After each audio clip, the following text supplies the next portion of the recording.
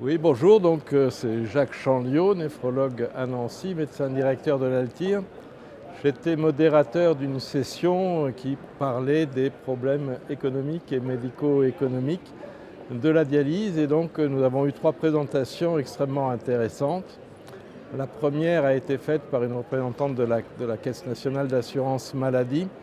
qui nous a montré que grâce à l'évolution des outils et grâce à l'évolution des fichiers, on avait enfin une vision un peu plus claire de ce que pouvaient coûter les différentes pathologies et en particulier de ce que pouvait coûter l'insuffisance rénale à ces différents stades, donc renseignements que nous n'avions pas auparavant,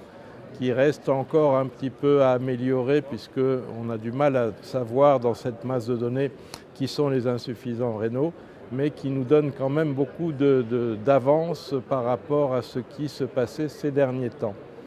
Et donc ceci permet au deuxième interlocuteur que nous avons eu, qui nous parlait des travaux qui sont faits au niveau de la HAS, sans pouvoir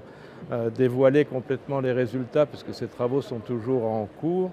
mais qui permettent de savoir et de pouvoir simuler ce qui se passerait sur le plan économique, mais aussi en termes de qualité de soins, si on modifiait l'orientation des patients vers telle ou telle technique de dialyse, en augmentant par exemple la dialyse péritonéale ou en augmentant la greffe. Quelles seraient les répercussions économiques et quelles seraient les possibilités d'aboutir à cette évolution qui n'est pas toujours très simple.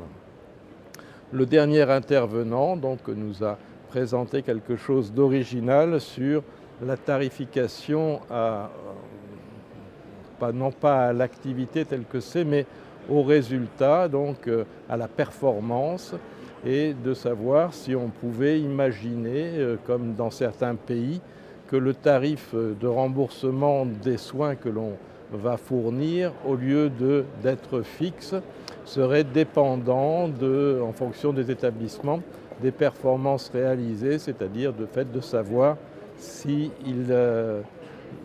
répondent à certains critères de qualité. Ceux qui y répondront auront un bonus de tarification par rapport à ceux qui n'y répondront pas, qui pourraient être pénalisés. Donc c'est des visions qui sont extrêmement nouvelles, extrêmement intéressantes,